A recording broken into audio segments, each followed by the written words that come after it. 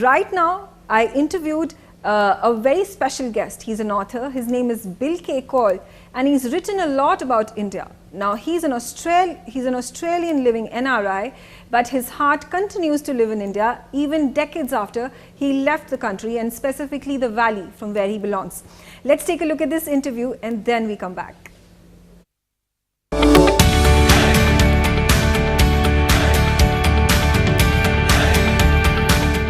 Australian writer Bill K. Koul left Kashmir right before troubles started brewing at the start of the 1990s. But he still sees himself as the son of the soil. And with his latest release, Does India Need a Dictator to Rescue a Sinking Nation?, Bill is hoping to stir the pot by revealing more about the problems facing native India. The book, with an explosive title, touches upon political issues marring the nation. The author has also talked about the systemic problems of illiteracy, pollution and population that the nation has been facing, with no feasible solution in sight.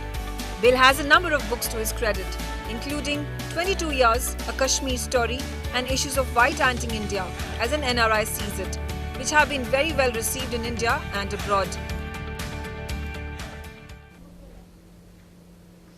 Well, welcome on our show, Bill. We are very happy to have you on our show. And of course, this is the occasion that you have released your fourth book, your latest.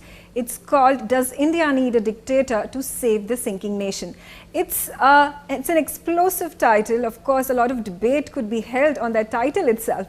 I want to understand, does this particular book that you've written, it touches upon the subjects of pollution, population and corruption. Tell us something more about how did you go about researching the book? How did you even decide about picking this topic and talking about it? India's health is actually reflected by her roads and streets. Once you come out of your home, what do you see? The air doesn't look very clean. It doesn't smell clean. And as per the reports by the health department, by the doctors, not many pairs of lungs in Delhi are pink, and Delhi could be facing a lung cancer epidemic.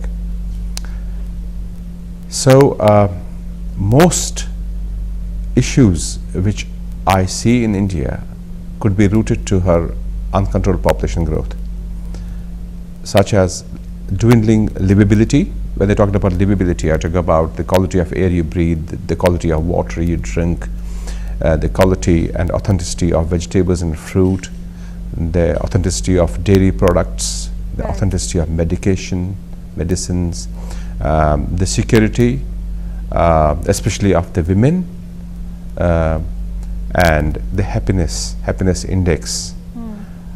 So all these things, the parameters which I see don't seem to be going northwards. They seem to be going downwards, southwards. And all these issues seem to be emanating from the uncontrolled population growth of the country in the last 70 years, especially since the British left. India has grown fourfold in the last 70 years. Of course, Bill, you talk about very pertinent issues that are marring our nation, and there are these indices that are reflective of how poorly our nation has developed so far, and there's scope for a lot more development, a lot for increased knowledge about this entire spiraling of overpopulation and pollution, and of course the graft that is there for all of us to experience and bear. I want to understand what inspired you to take to writing in general, because this is your fourth book now. You've already written 3 before, which have gotten prolific response from the people.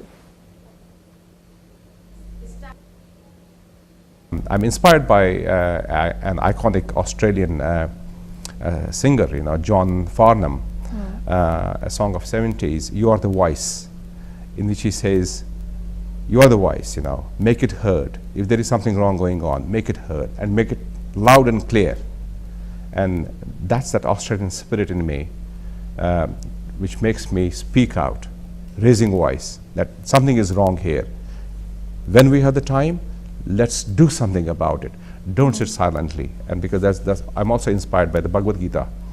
If you are a witness to something wrong happening, speak out, act. Don't remain passive.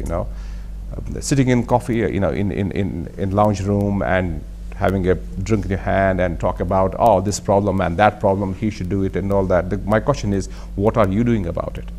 So if each one of us does our bit, this is what I can do. I'm raising noise. So I'm just asking for a debate for the population in this country. What is the maximum number this country can hold? And so far, nobody has answered my question. What is the maximum number this country can hold? Number of people. There must be a limit.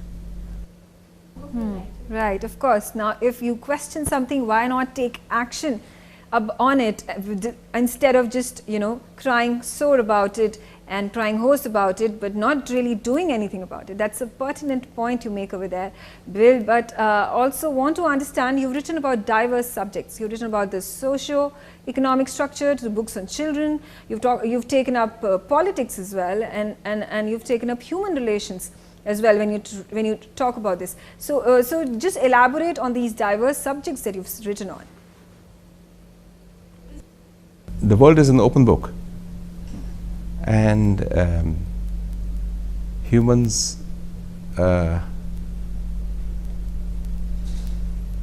have the maximum impact on the world we live. The human relationship, it intrigues me. Your greatest source of joy are the humans, but your greatest source of sorrow are also the humans. So that's about the human relationship.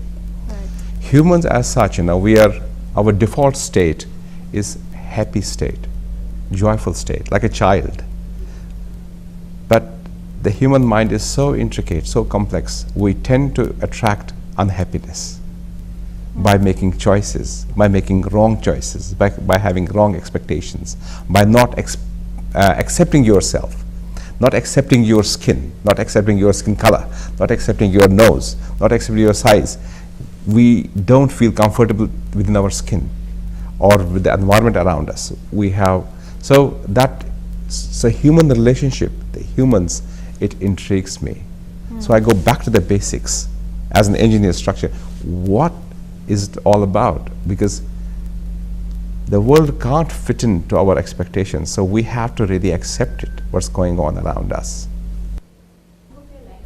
Well, thank you, Bill, for in fact sharing with us your entire journey from being an engineer, from moving on from India to in fact going to Australia, but having your heart back in India.